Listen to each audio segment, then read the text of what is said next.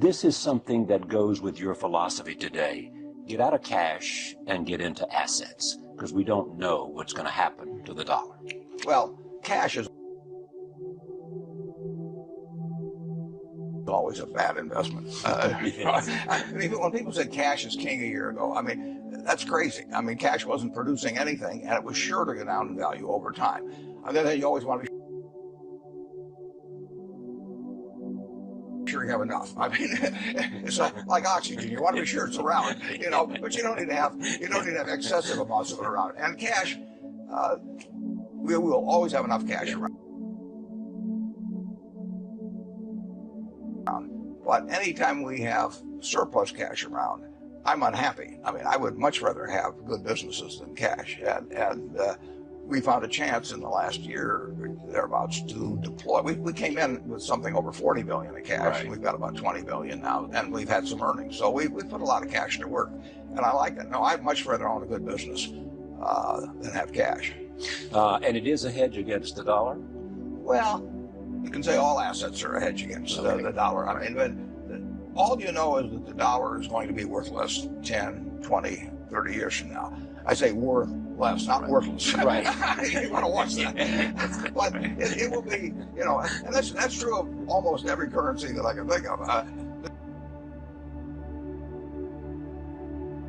The question is how much it depreciates in value. But cash is not a place to that. The first rule in investment is don't lose. And the second rule in investment is don't forget the first rule, and that's all the rules there are. I mean, if you buy things for far below what they're worth, and you buy a group of them, you basically don't lose money.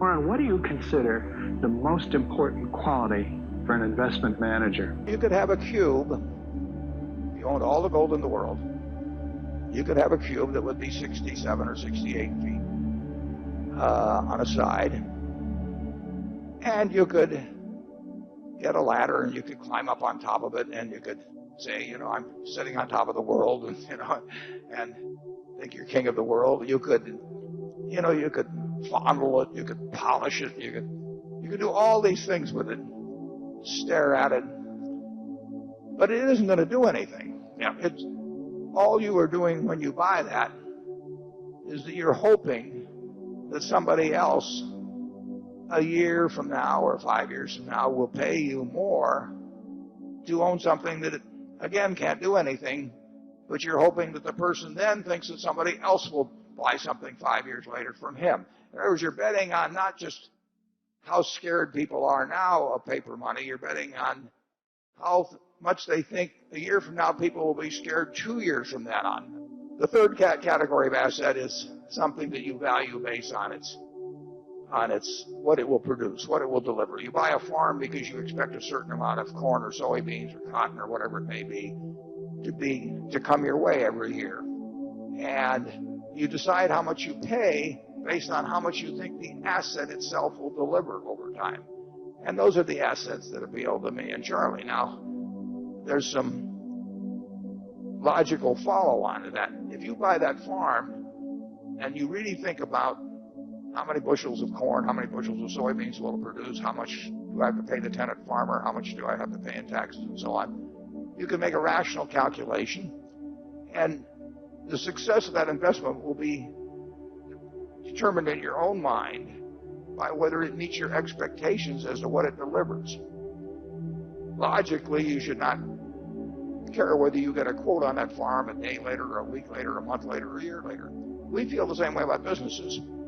When we buy ISCAR, or we buy Lubrizol, or whatever, we don't run around getting a quote on it every week and say, you know, is it up or down or anything like that. We look to the business. We feel the same way about securities. When we buy a marketable security, we don't care if the stock exchange closes for a few years. So when we look at Berkshire, we are looking at what we think can be delivered from the productive assets that we own, and how we can utilize that capital in acquiring more productive assets. It's a temperamental quality, not an intellectual quality. You don't need tons of IQ in this business. I mean, you have to have enough IQ to get from here to downtown Omaha, but you do not have to be able to play three-dimensional chess or be in the top leagues in terms of bridge playing or something of the sort. You need a stable personality. You need a temperament that neither derives great pleasure from being with the crowd or against the crowd. Because this is not a business where you take polls, it's a business where you think. And Ben Graham would say that you're not right or wrong because 1,000 people agree with you. And you're not right or wrong because 1,000 people disagree with you. You're right because your facts and your reasoning are right.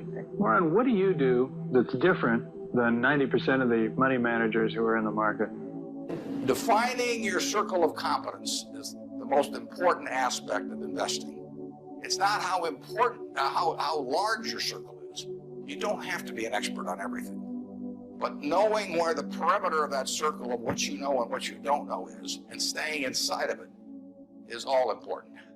Tom Watson Sr., who started IBM, said in his book, he said, "I'm no genius," he said, "but I'm smart in spots, and I stay around those spots." And, you know, that is the key.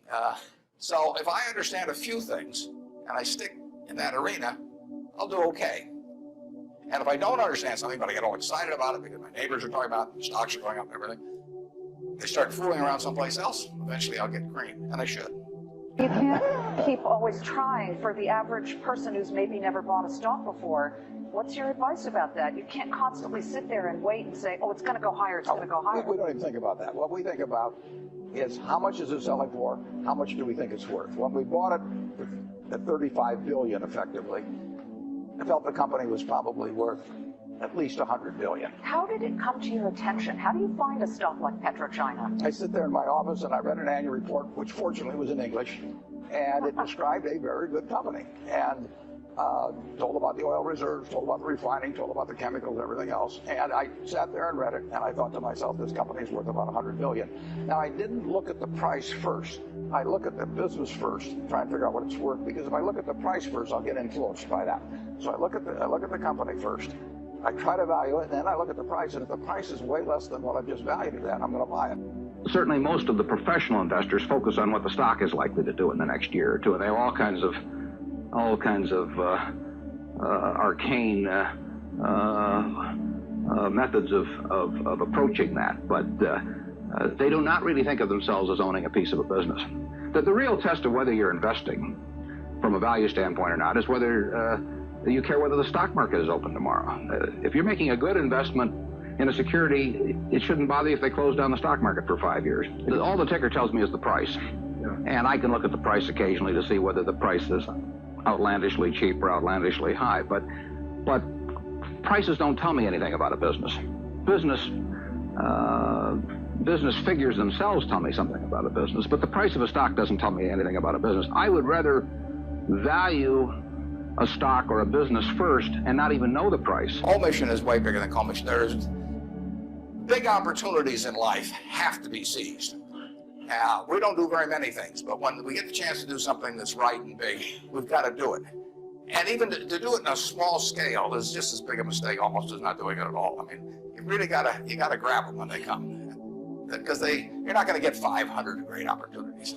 You would be better off if when you got out of school here, you got a punch card with 20 punches on it, and every financial decision you made, you used up a punch. You'd get very rich because you'd think through very hard each one. I mean, you went to a cocktail party and somebody talked about a company you didn't even understand what they did or couldn't pronounce the name, but they made some money last week and another one like it. You wouldn't buy it if you only had 20 punches on that card. There's a temptation to dabble, particularly during bull markets. In stocks, it's so easy. You know, it's easier now than ever because you can do it online. You know, just you click it in and maybe it goes up a point and you get excited about that and you buy another one the next day and so on. You can't make any money over time doing that. But if you had a punch card with only 20 punches, you weren't going to get another one the rest of your life, you would think a long time before every investment decision. And you would make good ones and you'd make big ones. And you probably wouldn't even use all 20 punches in your lifetime, but you wouldn't need to. The best moat you can have is your own talent. You know, I mean, they can't take it away from you.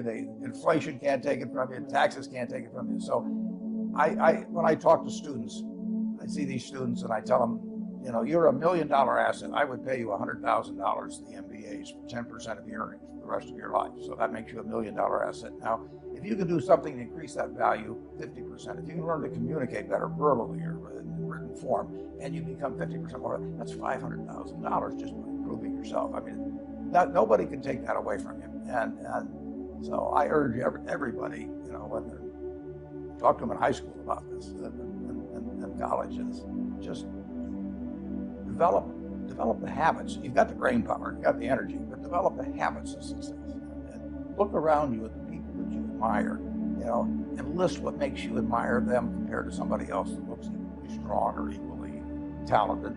And those are things that you can do. I mean, just write them down. And you know, people like people that they like them if they're humorous, if they're friendly, if they give credit to the other fellow. I mean, and they don't like them if they're stingy, you know, or they overstate and overpromise and all those sort of things. Well, that's a decision you make. So I encourage everybody to build your own moat around yourself.